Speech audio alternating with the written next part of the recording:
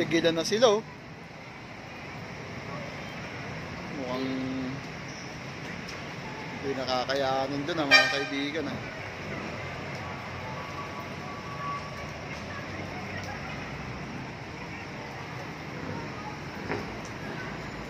Malalim na kasi dito sa amin eh. Ay mas malalim doon sa may SM. Dahil alam ko na laging nagbabaha sa SM Bacoor, ay dito ako dumaan sa may Niyog, paikot papuntang Binakayan. Iwas tayo sa SM! Dito tayo sa may Niyog.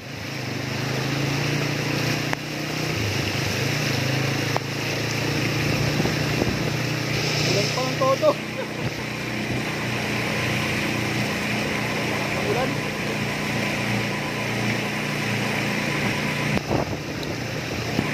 Saraduhan na nga.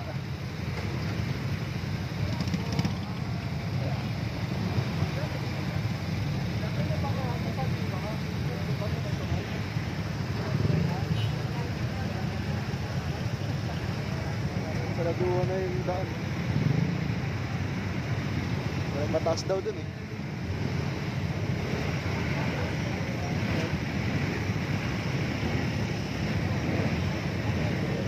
Umiwas kami sa SM. Kala namin mas ano. Dito kami dumaan sa may Kawit. Papuntang Binakayan. Umiwas kami sa SM Bacoor. Pala mas traffic dito.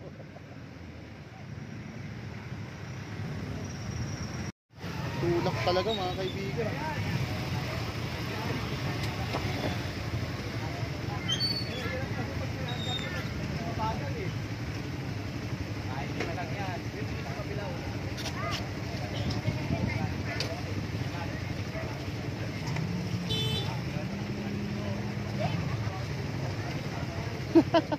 Tulak talaga mga kaibigan.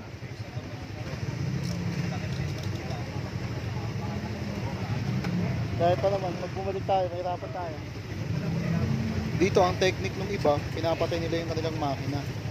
Pero ang ginawa namin, ay hindi namin pinatay yung makina, dumiretso na kami. Nung natansya namin na hanggang tuhod lang yung baha.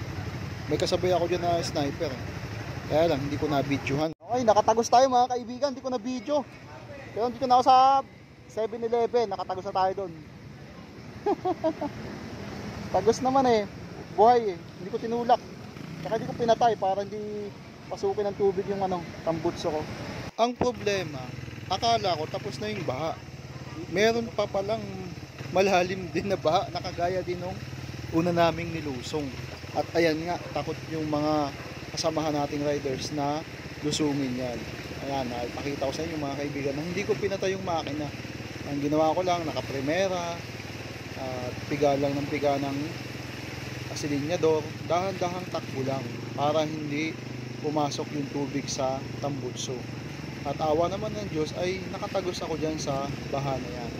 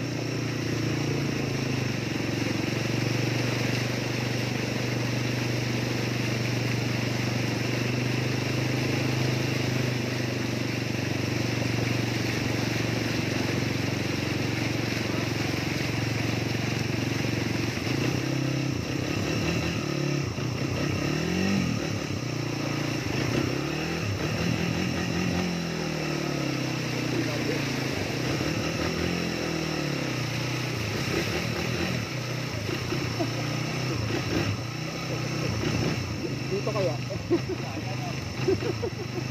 Tagos eh.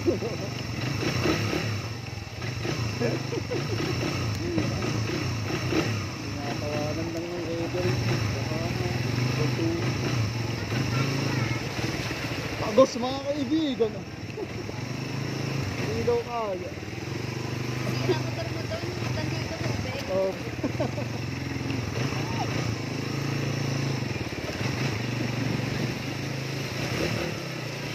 Tinagos ko.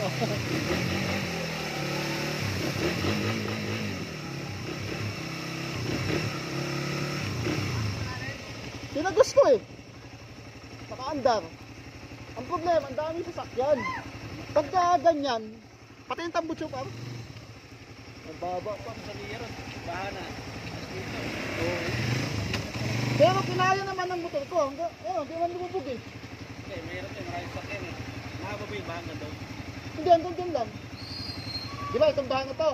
May baha pa doon sa unahan, yung malalim, yung sa baha dyan sa unahan. Pinapatay nila yung motor nila bago itinutulak. Ang ano ko, concern ko, baka makapasukin ng tubig. Mas delikado. Kaya nang ganyan o kaya eh. Yung iba pinapatay nila. Kaya kung di mo pinapatay, baka kumuha ng tubig eh. Di ba ringat?